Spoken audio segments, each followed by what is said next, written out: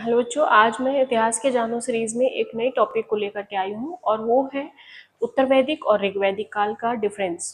ठीक है, दोनों में क्या सिमिलरिटी थी, दोनों में क्या विविधता थी, तो इन चीज़ों पे हम लोग चर्चा करेंगे। ठीक है, तो जो टॉपिक है आपके स्क्रीन पे जो दिख रहा होगा, ठीक है, तो हम लोग देखेंगे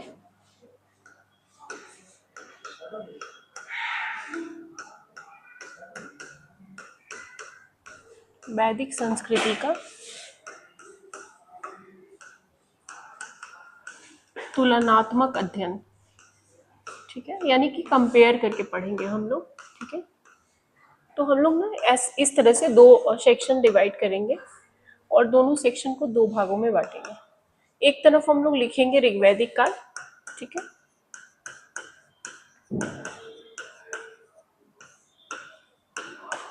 और दूसरी तरफ लिखेंगे उत्तर वैदिक काल, है ना। हमने लिखा ऋग्वैदिक काल और उत्तर वैदिक काल। ऋग्वैदिक काल का जो टाइम पीरियड होगा वो 1500 से 1000 ईसा पूर्व के आसपास होगा। ठीक है, तो हम लोग क्या लिखेंगे, 1500 से 1000 ईसा पूर्व के आसपास। ठीक है, और अगर उत्तर वैदिक काल की बात करें हम लोग तो 1000 से 600 ईसा पूर्व के आसपास माना जाता है। तो हम लोगों ने ये टाइम पीरियड तो देख लिया कि दोनों के टाइम पीरियड क्या है, दोनों में क्या चीज़ें हैं, क्या डिफरेंस है। ठीक है, तो उसके बाद से हम लोग देखेंगे कि इसको क्या बोला जाता है, ऋग्वैदिक को, इसको बोला जाता है रचनात्मक काल। रचनात्मक काल क्यों बोला जाता होगा? रचनात्मक काल इसलिए बोला जाता है क्योंकि इस समय बहुत सारे वेदों ग्रंथों की रचनाएं हुई, है ना। कई सारे चीजें खुल के आई सामने, बड़े बड़े ग्रंथ और वेद लिखे गए हैं, तो वो चीजें। और उसके अलावा उत्तर वैदिक काल को परिवर्तनवादी काल कहा जाता है। परिवर्तनवादी काल क्यों कहा जाता है? क्योंकि इसके समय में लोहे का खोज हो चुका था, और जब लोहे की खोज हो चुकी थी तो लोगों के छोटे छोटे घर बनने लगे, कृषि के लिए जंगलों को साफ करके कृषि करना शुरू कर दिए, तो बहुत सारे ये जीवन लोगों का स्थायी होने लगा, है ना। तो लोहे की खोज ने बहुत कुछ बदल दिया इसको, है ना। 1000 के आसपास यूपी के अतरंजी खेड़ा में लोहे की खोज हुई थी पहली। ठीक है, तो उसके बाद इसीलिए से परिवर्तनवादी काल कहा गया और उसे रचनात्मक काल कहा गया। हाँ, ऋग्वेद को कहा जाता है कि ये सुनी सुनाई सभ्यता थी ऋग्वैदिक काल को। क्यों? क्योंकि लोगों ने जो सुना और वो उसको बताया, इसलिए सुनी सुनाई सभ्यता कहा गया। ठीक है, उसके अलावा हम लोग देखेंगे कि इसका जो क्षेत्र था तो ये क्या था, सप्त सिंधु प्रदेश था, यानी 7 नदियों के बीच का क्षेत्र था। ठीक है, और अगर हम लोग उत्तर वैदिक की बात करें तो ये गंगा यमुना दोआब क्षेत्र था। गंगा यमुना के दोआब क्षेत्र में पड़ता था। दोआब मतलब दो नदियों के बीच के स्थल को हम लोग दोआब क्षेत्र कहते हैं। ठीक है, उसके अलावा अगर हम लोग बात करेंगे इसमें तो यहाँ पे जो चलते थे वो चलते थे काले और लाल मृदभांड, काले और लाल मृदभांड। और अगर हम लोग उत्तर वैदिक की बात करें तो यहाँ चलते थे चित्रित धूसर मृदभांड, चित्रित धूसर मृदभांड। ठीक है, चित्रित दूसरा मृदभांड। यानी अब मृदभांडों पे क्या हुआ, जैसे ये क्या होता था, लाल कला, तो लाल कला के अलावा ये होता है जैसे मान लो कि हमने एक मटका बनाया मृदभांड। ठीक है, ये क्या है, हमारा मटका है, और ये कह रहा है चित्रित धूसर, यानी इस पे क्या हो गए, छोटे छोटे चित्र बनने लगे, है ना। इस तरह से नकाशी किए हुए अभी भी बाजार में मिलते होंगे, हमारे गांव तरफ तो मिलता है। तो ये सुन लो, ये क्या हो गए, चित्रित। अब ऐसा जरूरी नहीं कि सारे पे ऐसे ही चित्र रहे होंगे, हाँ कुछ पे जानवरों के चित्र, कुछ ऐसे चित्रों को देखा जाने लगा, तो लोगों के अंदर कला का विकास देखने को मिला, कला परिवर्तित होने लगी, कला बन के आने लगा। ठीक है, उसके बाद से हम लोग बात करें इसमें, अगर देखेंगे हम लोग ऋग्वैदिक काल में, तो ऋग्वैदिक काल में क्या देखा हम लोगों ने, इसमें देखा कि वंश की संकल्पना थी कि राजा का बेटा राजा होगा, है ना, इस तरह से निकल के आएगा, तो इसको क्या कहेंगे, वंश की संकल्पना थी।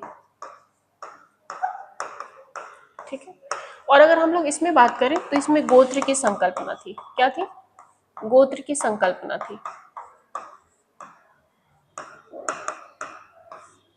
यानी गोत्र का मतलब आप किस गोत्र से हैं। अगर आप ब्राह्मण हैं तो आपको पूजा पाठ कराने का अधिकार है, अगर आप क्षत्रिय हैं तो शस्त्र उठाने का अधिकार है, अगर आप मान लो ये है वैश्य हैं तो व्यापार व्यवस्था का अधिकार है, अगर आप शूद्र हैं तो लोगों के ये तीनों ऊपर की जातियों की सेवा करने का अधिकार है, तो वो गोत्र डिसाइड करने लगा था। ठीक है, उसके अलावा अगर हम लोग बात करें तो इनका जो व्यवसाय था ये क्या थे, ये पशुपालक थे, है ना, जानवरों को पालते थे और खेती बाड़ी में प्रयोग करते थे। और ये क्या थे, ये कृषि पे एक व्यापारिक सभ्यता थी, तो ये कृषि से परिचित थे। ऐसा नहीं था कि ये लोग परिचित नहीं थे, तो इनका व्यवसाय ही क्या था, व्यवसाय ही कृषि था। और इनका व्यवसाय पशुपालन करना, उन्हें बाजार में बेचना और तरह तरह की चीज। ठीक है, और अगर हम लोग और थोड़ा सा इसको डेप्थ में करेंगे दोनों तरफ, तो अगर हम लोग जानेंगे तो यहाँ पे क्या था, ऋग्वैदिक में स्वेच्छा कर था, यानी आप चाहो तो कर दो या ना दो, इस बात का कोई वो नहीं है। और अगर हम लोग उत्तर वैदिक में बात करें तो ये नियमित कर था। क्या था, नियमित कर व्यवस्था था। ठीक है, नियमित कर व्यवस्था था उत्तर वैदिक में, कि एकदम बंधा हुआ था कि आपको इतना टैक्स देना ही देना है। ठीक है, उसके अलावा अगर हम लोग बात करें तो ऋग्वैदिक में महिलाओं की स्थिति बेहतर थी, है ना, महिलाओं की स्थिति बेहतर थी। ठीक है, और अगर हम लोग उत्तर वैदिक की बात करें तो महिलाओं की स्थिति में गिरावट देखी गई। हाँ, यहीं से शुरुआत होगी, महिलाओं की स्थिति में गिरावट देखी जाएगी, है ना, तो महिलाओं की स्थिति में क्या होगा, गिरावट देखने को मिलेगा। उसके अलावा अगर हम लोग बात करें तो यहाँ पे जो चीजें हैं कि महिलाएं उपसव उपनयन संस्कार में भाग लेती थी, महिलाएं जो है वो जनेऊ धारण करती थी ऋग्वैदिक वगैरह में। लेकिन उत्तर वैदिक काल में महिलाओं से ये सारे अधिकार छीन लिए गए, है ना। जनेऊ धारण मतलब वो होता है कि जो पढ़ा लिखा हो या धर्म कांड से जुड़ा हुआ हो, उन्हें वेद पढ़ने की अनुमति जो थी वो सब कुछ क्या हुआ, खत्म कर लिया गया। हाँ, ऋग्वैदिक में था, लेकिन उत्तर वैदिक में, ऋग्वैदिक में महिलाएं गुरुकुल में शिक्षा ग्रहण करती थी, जबकि उत्तर वैदिक काल में ये सब चीजें खत्म हुई। और खत्म हुई तो थोड़ा सा आप बेहतर देखोगे हड़प्पा में, क्योंकि हड़प्पा क्या था, मात्र सत्तात्मक समाज था, है ना। लेकिन वही आप जब आगे बढ़ते जाओगे, उत्तर वैदिक ऋग्वैदिक देखोगे, फिर उत्तर वैदिक देखोगे, फिर उसके बाद से आप मौर्य समाज में जाओगे, तो वहाँ मतलब बहुत अच्छी नहीं बहुत बुरी नहीं वाली कंडीशन थी मौर्य समाज में। लेकिन उसके आगे फिर जब बढ़ोगे आप, गुप्त काल वगैरह आएगा, गुप्ता पीरियड वगैरह आएंगे, तो महिलाओं की स्थिति में लगातार गिरावट आएगी। मौर्य काल में और ज्यादा हो जाएगा। और मौर्य काल के बाद से आप मॉडर्न इंडिया जब आएगा तो महिलाओं के स्थिति में सुधार के लिए कई सारे एक्ट कानून, जैसे सती प्रथा 1829, है ना, ये सब चीजें निकल के आएंगी, खुल के आएंगी, है ना। तो इस तरह से वो जो चीजें थी वो चल रही थी, और वहाँ के जो भी व्यापार व्यवस्था थे, जो चीजें थी, ऐसे इस तरह से काम कर रहा था। और महिलाओं की स्थिति बहुत अच्छी तो नहीं मानी जाती है, लेकिन हाँ ठीक थी।